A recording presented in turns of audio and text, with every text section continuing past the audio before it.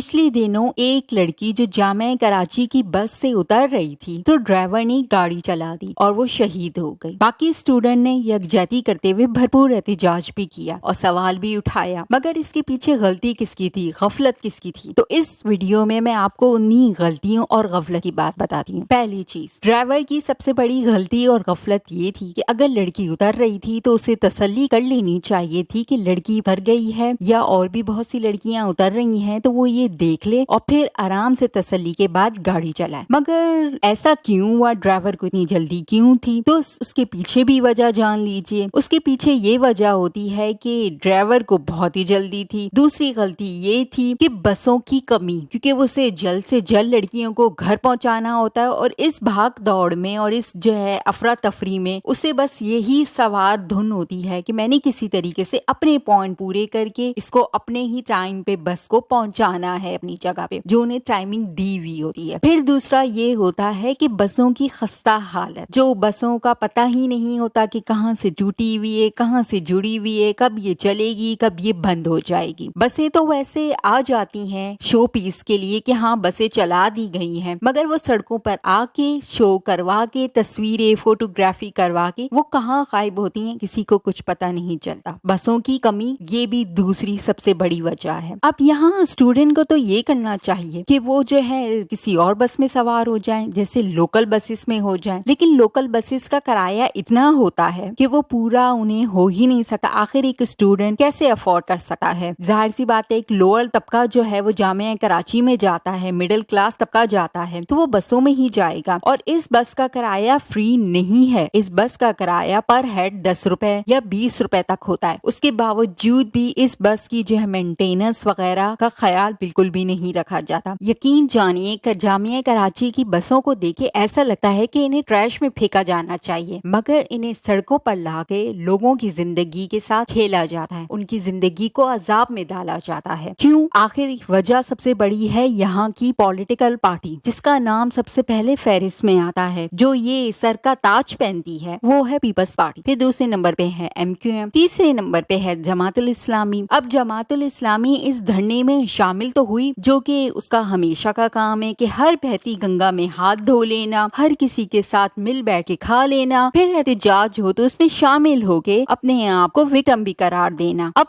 कोई इनसे ये पूछे कि अगर आप हुकूमत के खिलाफ है तो हुकूमत के साथ बैठे क्यों है, हुकूमत से अलहदा हो जाए। चले आप जो है वो अलहदा भी हैं, सिंगल अपनी अलहदा पार्टी चला रहे हैं, तो फिर आपके काम नजर क्यों नहीं आते हमें? आप जो की स्ट्रॉन्ग आवाज क्यों नहीं काम आती हमें? पीपल्स पार्टी के साथ जब भी मौका मिले तो आप हाथ मिला लेते हैं। जमातुल इस्लामी का जो है शेवा, यानी कि उनका जो काम ही, उनकी नीयत, उनका सब कुछ जो है वो दारो मदार यही बन गया है कि जहां मौका मिले बहती गंगा में हाथ धो लो। अब बात करते हैं कराची की जो सरदार पार्टी, यानी कि वडेरा कब्जा गुरु पार्टी, पीपल्स पार्टी। जब बिलावल भुट्टो से एक सहाफी ने सवाल किया कि गरीब जो है वो दब रहे हैं महंगाई से, आप क्यों नहीं महंगाई के खिलाफ एहतजाज करें, तो उन्हें जवाब देने की बजाय बाकायदा तौर पे गरीबों का मजाक बनाने लग गए। ये बिलावल जरदारी हैं। लेकिन जब हुकूमत किसी और की थी, जब उनके अब्बू सरदार नहीं थे, यानी कि सदर नहीं थे, तो वो इस्लामाबाद में धूम धड़के से एहतजाज भी करने गए। लेकिन उन्हीं की हुकूमत में अगर किसी ने सवाल कर दिया तो उसका मजाक उड़ाते हुए भी नजर आए। बिलावल जरदारी अपने नाम के साथ भुट्टो भी लगाते हैं। अब ये भुट्टो इसलिए लगाते हैं कि जुल्फिकार अली भुट्टो एक पाकिस्तान के एक अजीम तरीन लीडर हैं, बल्कि पाकिस्तान के ही नहीं मुस्लिम उम्मा के भी अजीम तरीन लीडर हैं। वो हक के लिए हमेशा बोलने वाले और हक पे डटे रहने वाले शख्स हैं। इसी वजह से उनको फांसी भी हुई है। बिलावल जरदारी भुट्टो अपने नाम में भुट्टो तो लगाते हैं, मगर जुल्फिकार अली भुट्टो की हवा उन्हें दूर दूर से छू कर भी नहीं गुजरी। वो जरदारी के बेटे हैं जो अक्सर करप्शन के केसेस में जेल भी आते जाते रहे हैं और कराची के निजाम को, कराची की सड़कों को, कराची के नदी नालों को, कराची के हालात को तबाह बर्बाद करने का सहरा भी उनके अब्बू के सर ही जाता है। इसी तरीके से वो अपने अब्बू के नक्शे कदम पे चलते हुए सियासत भी कर रहे हैं, जिसके नतीजे में कराची को खंडर बना दिया गया है। कराची 70% जो है वो टैक्स देता है पूरे मुल्क में, मगर कराची की हालत देखे तो लगता है कि वो 70 रुपए भी नहीं देता हुकूमत को। इसके पीछे सबसे अहम रीजन ये भी है, कराची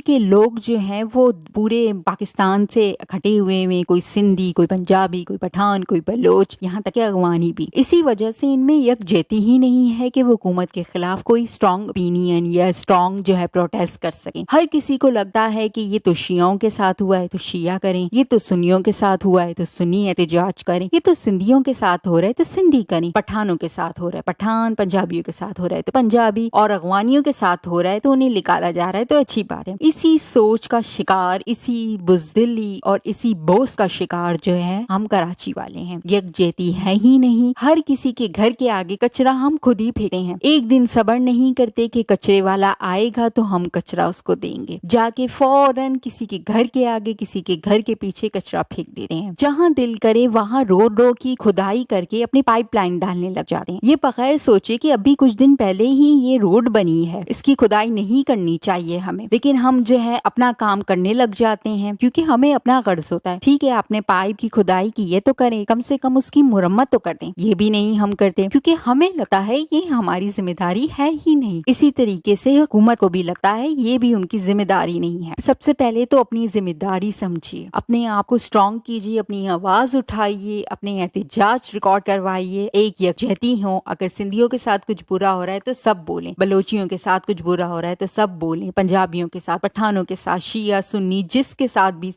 برا ہو رہا ہے اس کے ساتھ بولیں. یہی ہمیں اسلام سکھاتا ہے اور اسلام اسی کو ہی جہاد کہتا ہے. اگر جہاد ہم نہیں کر سکے تو ہم پہ جو ہے ایسے مسلط ہوں گے, انسان سمجھنا تو ہمیں دور کی بات, ہمیں جانوروں سے بھی بدتر سلوک کریں گے. اور جانور کا کام ہوتا ہے دنیا میں آنا, کھانا پینا, بچے پیدا کرنا اور دنیا سے چلے جانا. اگر ویڈیو اچھی لگی تو اسے لائک اور شیئر ضرور کیجیے گا اور اپنی رائے کا اظہار کمنٹ سیکشن میں ضرور کرتے جائیے گا, اور میرے چینل کو سبسکرائب کر لیجیے تاکہ ہر آنے والی ویڈیو کا نوٹیفیکیشن آپ تک ضرور پہنچ سکے. پھر ملیں گے کسی اور ویڈیو میں کسی اور ٹاپک کے ساتھ. اکیلے اللہ حافظ.